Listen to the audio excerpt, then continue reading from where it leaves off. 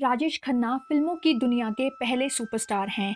काका यानी राजेश खन्ना जी ने लगातार 15 हिट फिल्में दी थी, जो रिकॉर्ड आज तक कोई नहीं तोड़ पाया है।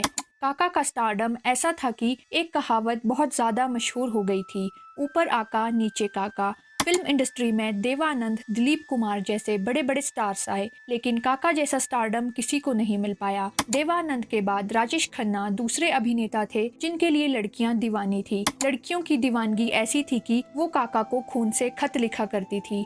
यहाँ तक कि लड़कियां उनकी फोटो से ही शादी कर लिया करती थी। उस दौर में काका को लड़कियों के इतने खत आते थे कि उन्हें खत पढ़ने के लिए अलग से एक आदमी रखना पड़ता था। राजेश खन्ना जी का जन्म अमृतसर में हुआ और इनके माता पिता ने इन्हें अपने रिश्तेदारों को गोद दे दिया था। एक टैलेंट हंट के जरिए काका फिल्मों में आए और बन गए फिल्मों के पहले सुपरस्टार। जब काका का दौर आया तो पूरी इंडस्ट्री में केवल काका का ही रुतबा था।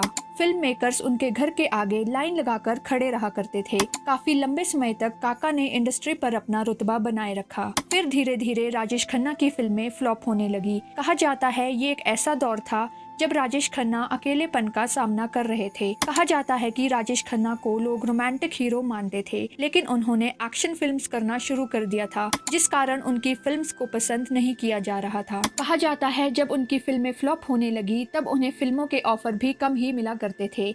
इसके बाद काका ने छोटे पर्दे पर भी काम किया और कई टीवी सीरियल्स भी किए। हालांकि टीवी सीरियल्स में भी उन्हें रोल बहुत कम ही मिला करता था। एक वक्त ऐसा था जब काका के बंगले के बाहर लोगों की भीड़ कम होने का नाम नहीं लेती थी। उनका ड्राइंग रूम गुलदस्तों से भरा रहता था, लेकिन एक समय ऐसा भी था जब उनसे मिलने कोई नहीं आता था। उनके पास एक फूल तक नहीं आता था। काका ने ये बात भावुक होते हुए एक इंटरव्यू के समय बताई थी। कहा जाता है कि उस समय काका बिल्कुल अकेले हो गए थे। अवार्ड शोज में भी उनके साथ कोई नहीं होता था। काका अकेले आकर ही अवार्ड शोज अटेंड किया करते थे। काका का टिम्पल कबाड़िया से भी झगड़ा हुआ था, जिस कारण दोनों अलग हो गए थे। हालांकि दोनों ने कभी एक दूसरे को तलाक नहीं दिया। जब डिम्पल उन्हें छोड़कर अलग रहने लगी तब राजेश खन्ना ने खुद को सबसे दूर कर लिया था। कहा जाता है कि काका ने खुद पर भरोसा करना ही छोड़ दिया था, इसलिए अगर उन्हें कोई नई फिल्म भी मिलती थी तो उसे राजेश खन्ना साइन ही नहीं किया करते थे। इस दौरान काका परेशान रहने लगे थे।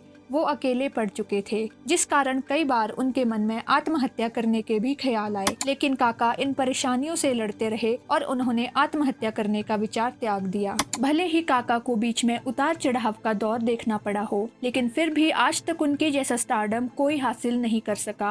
उनकी लगातार 15 हिट फिल्मों का रिकॉर्ड आज तक कोई नहीं तोड़ पाया। फैंस चाहे ही काका को कुछ समय के लिए भूल गए थे, लेकिन दिल से कभी नहीं निकाल पाए। साल 2012 में जब काका की मृत्यु हुई तब 9 लाख से ज्यादा लोग उनके अंतिम दर्शन करने के लिए इकट्ठे हो गए थे।